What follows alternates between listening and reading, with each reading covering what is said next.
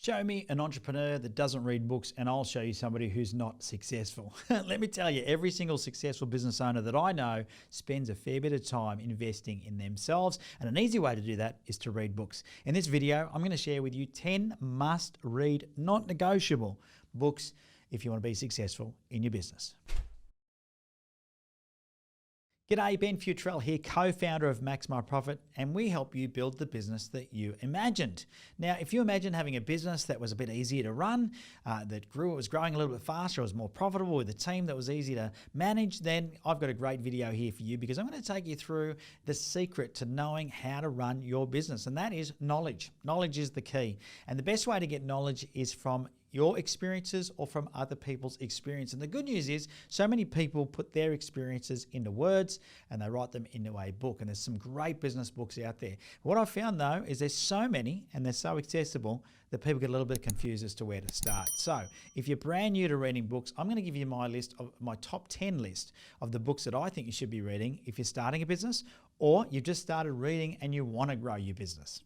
All right, so I've got my list right here and I'm going to run through these one by one and in no particular order. So I've got 10 books that I just absolutely love and that I recommend for anybody that I'm working with to help grow their business. All right, book number one is The E-Myth Revisited, and this is one by Michael Gerber, Why Most Small Businesses Don't Work and What to Do About It. Well, let me tell you, this book is great for anybody who has been growing their business and they're getting so busy they don't have any time to work on their business. And in this book, Michael Gerber breaks down exactly what to do about that and how to go about solving those problems. Not only will this book give you inspiration to make a change, it will also give you hints and tips, and probably is the most popular business book on the planet. So it's pretty hard to get a hold of. I don't think it's in print anymore, but the good news is a lot of these you can get on audiobooks, which is what I love to do. So go to audible.com and you'll be able to grab yourself some books. So that's book number one. And if you haven't read any business book, then that's exactly where I would start. All right, book number two is How to Win Friends and Influence People by Dale Carnegie. Now, one of the things that is going to happen as you go through growing your business is you're going to have to build relationships with people and you have to understand how to help those people help you. And in this book, one of the things that they talk about is how to go about building those relationships in such an effective way that you are able then to leverage off of your relationships to build an amazing business. I think there's something to be said for being really effective at communicating, whether it's with your team, your customers, your suppliers, whoever it is. This book will help you do that. So How to Win Friends and Influence People is a must read.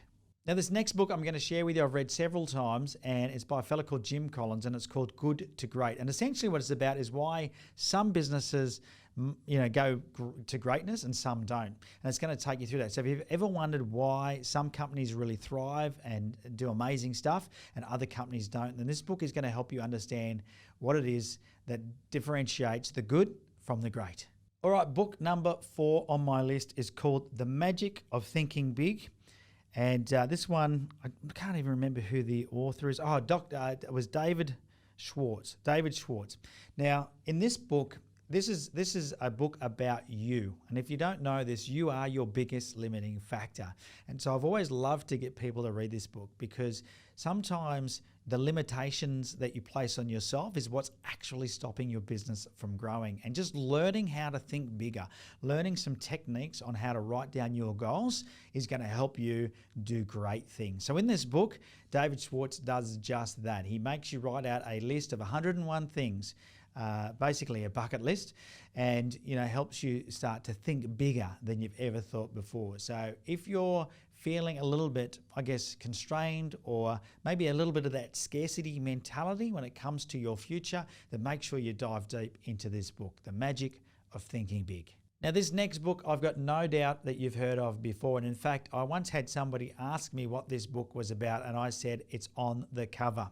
Now, this book is called Think and Grow Rich by Napoleon Hill.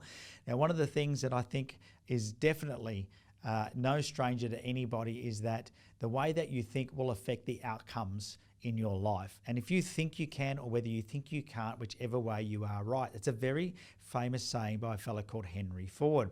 And so in this book of Napoleon Hill's, he talks through about how to go about setting yourself up for success, how to think the right way, how to set up your board, the people around you, your advisory board, to help you make the right decisions and to make sure that you're being held accountable to thinking the right way. So Think and Grow Rich by Napoleon Hill is a must read if you want to build a successful business. All right, the next book on my list, which is a must read. Now, this one is, I sort of tentatively recommend this because it's so brilliant, but it's hard to read. Okay, just the detail that it goes into. It's called The 7 Habits of Highly Effective People by Stephen Covey.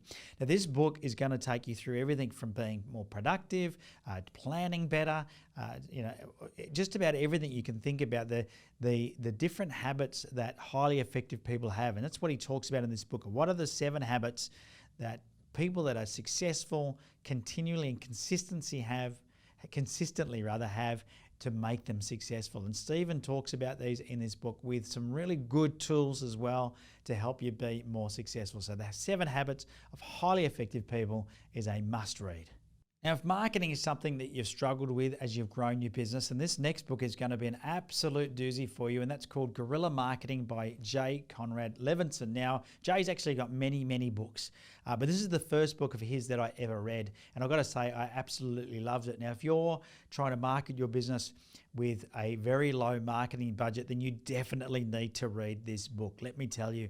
In the book, Jay talks about how to go about getting people talking about you and your business, how to move away from the traditional expensive marketing methods and use your nous or your personality and your contacts and your wit, your cleverness to be able to create campaigns that will grow your business through guerrilla marketing. It's really, really effective, and some of the tips and hints that are in there will get you thinking about things that you would never have thought about before. And of course, he's got a stack of books. You can go and read them all, but I would definitely start with J. Conrad Levinson's Guerrilla Marketing.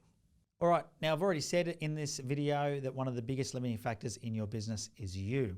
And one of the things is that you have a series of habits. Some of those habits are good habits and some of those are bad habits. But understanding what triggers those habits is key if you want to be successful. And I came across this book only maybe a year ago or a year and a half ago, and I was really taken back by how effective it was at helping me understand more about how my habits are triggered. Now, this is called Atomic Habits by James Clear. Fantastic book, very easy to read, and is an audio book. I love my audio books, as I said, so it's easy to pick up on audible.com. But in this book, he's going to talk to you about how habits are formed and help you discover what are the triggers for those habits.